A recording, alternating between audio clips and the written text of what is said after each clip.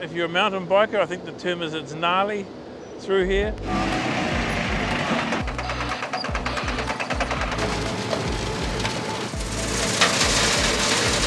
We are on the top of the South Island. This is State Highway 6. We're on the Whangamoa, so we're up in the hills that link Nelson and Havelock.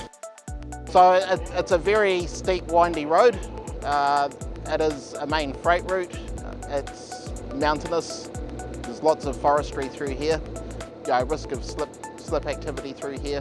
The geological conditions are quite unstable at times.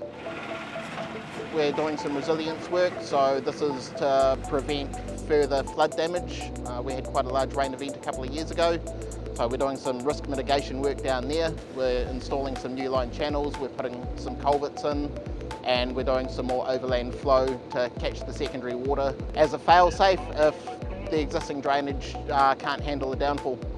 It's really critical to have the road closed so that we can get the job done safely and so the guys can get on with the job. If we didn't, the job would take longer and drag on a bit. Generally, we do get a lot of understanding from the motoring public.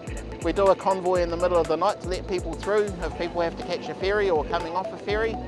And of course, if there's an emergency happens, there's no reason why emergency services can't come through. Once it's completed, these new sections will be excellent to drive on. They'll be AC, they'll be beautiful. It's the soft, smooth stuff, structural, and it will give strength and rigidity to the road. It will also give us some resilience, and it will make it better able to stand up to the rigours of the weather, rain and traffic.